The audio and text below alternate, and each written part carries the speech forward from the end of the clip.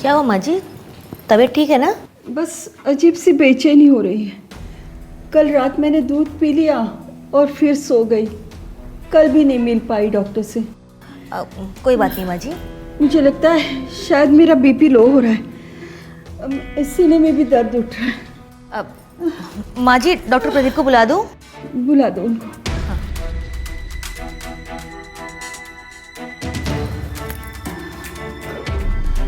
Hello doctor Pradeep, आप एक बार मेरे घर आ सकते हैं क्या? माँ जी की तबीयत बहुत ज़्यादा ख़राब हो रही है, एक बार आके देख जाइए ना। ठीक है, ओके। माँ जी मैंने बुलाया है। हाँ।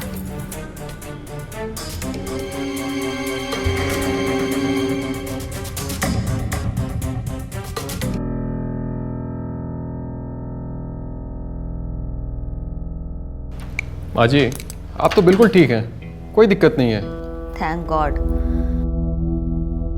तो फिर बेचैनी क्यों हो रही थी डॉक्टर? अरे वो कभी कभी जी मिचलाता है। मैंने कहा था ना सब ठीक है। आप लोग बैठिए, मैं चाय बना के लाती हूँ। अरे सुरभि बेटा सुनो, तुम दोनों ऐसा करो, तुम डॉक्टर साहब को लेके सुदीप के पास जाओ, उनका चेकअप करा दो। तब तक मैं तुम दोनों के लिए चाय बना के लाती हूँ। अरे माँ जी, आप क्यों, मैं बनाती हूँ ना। अरे नहीं बेटा, तुम तो दिन रात मेरे और सुदीप की सेवा में लगी रहती हो। कभी मुझे भी तो मौका दो मेरी बहू रानी की सेवा करने का। तुम दोनों जाओ, मैं अभी चाय लाती हूँ। चल।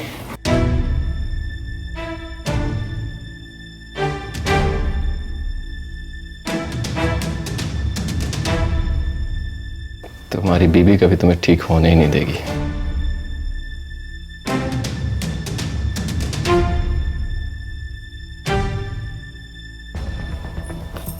लो बेटा, तुम दोनों चाय। थैंक यू माँ जी। थैंक यू माँ जी।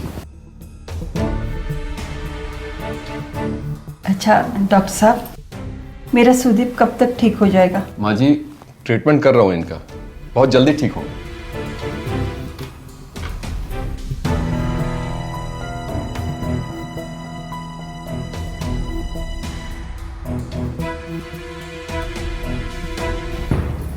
सुनो बेटा, डॉक्टर साहब कह रहे हैं तुम जल्दी ठीक हो जाओगे।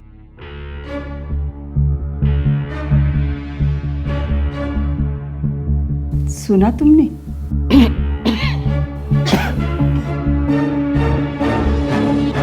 तुम्हें पता है, मैंने इन दोनों की चाल को पहचान लिया है।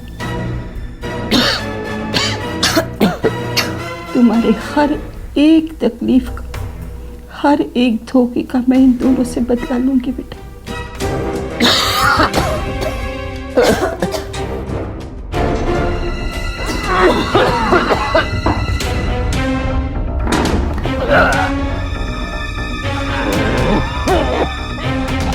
तू चिंता मत कर बेटा, मैं तुम्हारा इलाज कराऊंगी। तुम जल्दी से अच्छे हो जाओगे बेटा।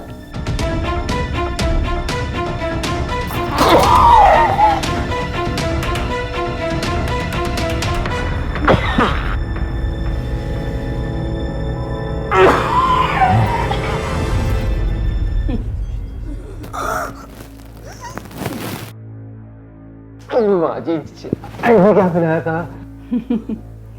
जहर। तुम दोनों के चाय में मैंने जहर मिलाया। तुम दोनों को क्या लगा मेरे बेटे को धोखा दोगे?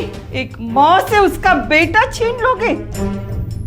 नहीं, मैं ऐसा कभी नहीं होने दूंगी। तुम दोनों के षड्यंत्र के बारे में मुझे कल रात को ही पता चला।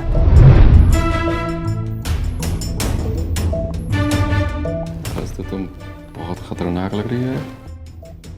ये कैसी आवाज आ रही है अंदर से? प्रदीप, अब वक्त आ चुका है कि हम अपने कॉलेज के किए हुए प्रॉमिस को पूरा करें।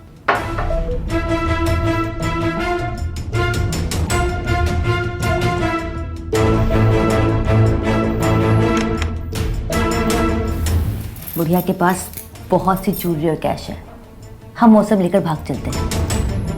कैसी उस बुढ़िया को शक हो गया है तुम पे। वो सुदीप का इलाज किसी दूसरे हॉस्पिटल में करवाना चाहती है और आज तो तुमसे मिलने की भी बात कर रही थी। वो तो मैंने हर रोज की तरह उसे खाने में नींद की दवा देकर सुला दिया और इससे तो मैंने अपना बदला ले ही लिया है। इसे दवाई खिलाकर इसकी ये हालत कर दी। अब ये अपने पैरों पे कभी खड़ा नहीं हो सकता।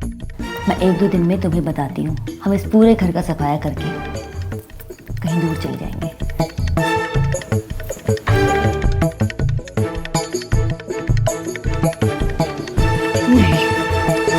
नहीं, ऐसा नहीं होने दूंगी। मेरे बेटे के साथ इतना बड़ा धोखा नहीं कर सकती वो। मैं इन दोनों को नहीं छोड़ूंगी, नहीं छोड़ूंगी मैं इन्हें।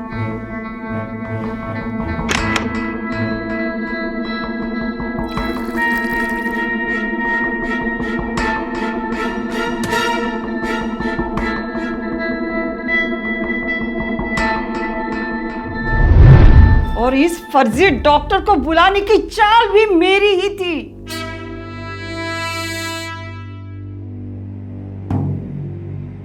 तुम दोनों ऐसे ही तड़प तड़प के मरो।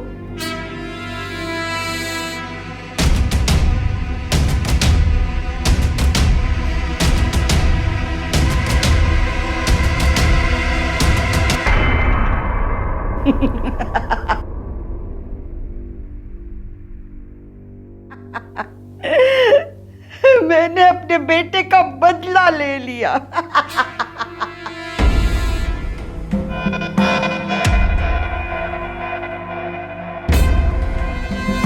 मैंने तुम्हारा बदला ले लिया उनसे। अब तुम जल्दी ठीक हो जाओगे मेरे बच्चे।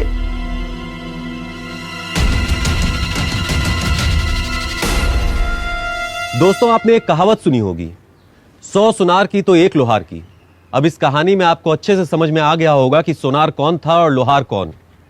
सुरभि अपनी सास को नींद की दवा देकर रोज सुलाती थी, लेकिन सावित्री जी ने एक ही बार में जहर देकर प्रदीप और सुरभि दोनों को हमेशा के लिए सुला दिया। सावित्री जी ने जो किया वो एक अपराध है, लेकिन सुदीप और सुरभि भी अपनी अपनी जगह गलत हैं। फिलहाल सुदीप एक जीती जागती लाश बन चुका है। मैं आपसे विदा लेता हूं, फिर मिलूंगा अगले एपिसोड में एक नई कहानी के साथ। तब तक के लिए अपना ख्याल रखिए। जय हिंद, जय भारत।